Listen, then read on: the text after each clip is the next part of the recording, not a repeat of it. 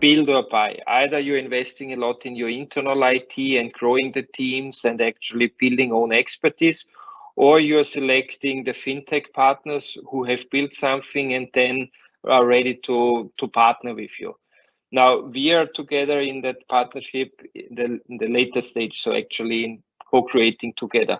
But why did you go for that? Why did OTP Bank decide for that approach? What was the reasoning behind?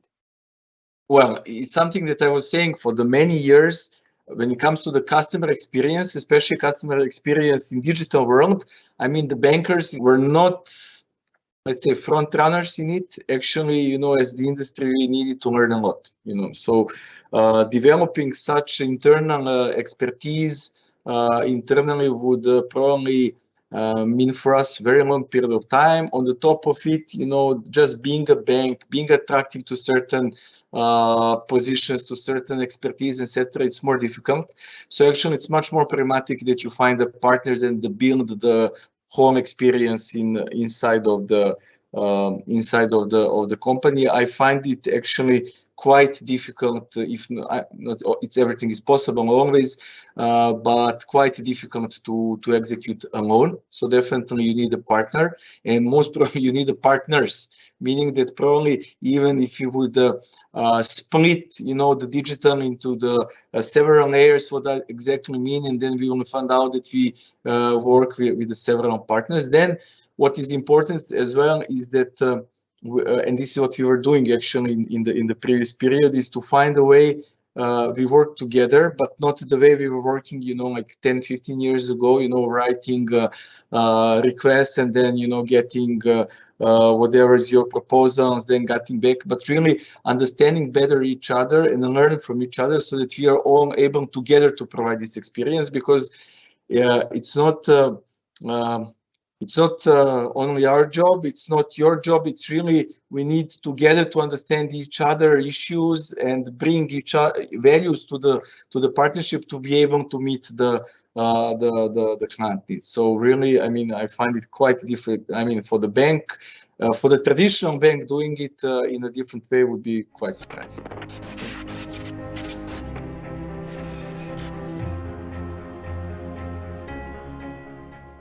We have built the teams together and we call it co-creation. So we work in an agile way.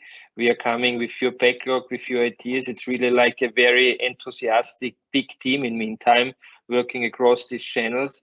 But help maybe our audience to understand where you and your colleagues and your team is seeing that value of creating together and actually speeding up the time to market, etc. Yeah. So about creation of the value, let's start with that one.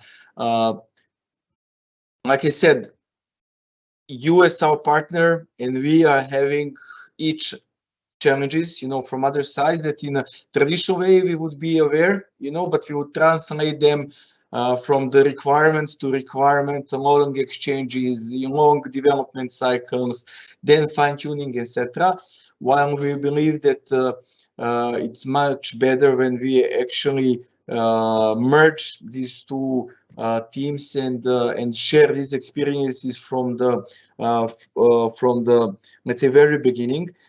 Like in any agile structure, basically the idea is that everybody understand, you know, what the clients are asking for us, and not to translate, you know, from product manager to the business analyst to the requirements to the I don't know who, but really everybody to be able to feel actually what we are creating for the clients. But when I really say feel, really to when you listen to the clients, when you read what the clients are writing as the feedbacks, then you start to feel, you know, when somebody is saying you know, in some specs what you should do, it's not the same, you know, when you really get this feedback from the beginning, and then it's open up a creative box that teams can actually resolve the things in a different manner, you know, because when you are set in the boxes, you know, then, you know, when the managers ask to the people to think out of the box, you know, it's nice, but if you're in the box, it's not so easy.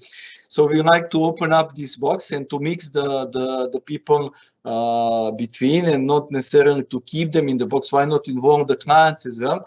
So in this area that everybody can cooperate, can understand each other, can come with the ideas, And usually these ideas in Agile are iterative, because most probably you don't have a final solution immediately, but you can build the road how you come there, but every step on this road counts. Things, it's about journey, it's not about the goal. So we don't have a goal to be, I don't know, at this point or that point in 5-10 years, but we rather want to get organized that this journey is effective for our clients, but it's also effective for our employees and our partners. I remember before going hybrid, I would say we had a lot of tensions between the teams, and not only in our partnership, in some others we do as well. Once when you go Agile, you know, people are much better to communicating better understanding each other, and I would say certainly building better products and doing it quicker. So this is something that you and my team proved in the previous period. We have been working for a long period of time. We changed the mode, and we proved that actually in a matter of the months you are able to reach something that I would not say maybe years, but much longer period of time before, and probably with not as quality as you are able to do today.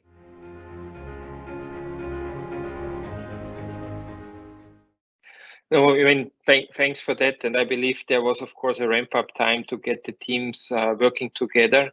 But as you said, the speed and the innovation and actually OTP's focus on customer, I believe, is key driver for that agile mode, that you're not just creating what should be done in 2 or 3 years from now, but that you're also that flexible in aligning with what the market needs now or in the next 6 months, what your customers are demanding actually. So listen to the customer.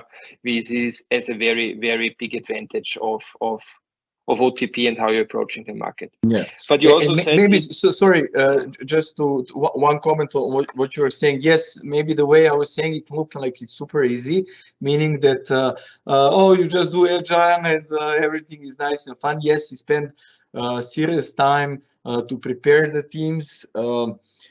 Then we noticed after, let's say, a few months, 2, 3, how everything went up in the another level. But every level requires its own adjustments. So even now, after some period working together, we see some new challenges that we didn't have before that will stay, and we need to figure out how we manage them. But I mean, of course, there is no super easy solution for anything, so it's not agile. But at the end of the day, if the customers are happier and more engaged, which we measure, and they are, and if our employees are happier and more engaged, which we measure they are, and I can see them actually very often, this means we are doing a good job.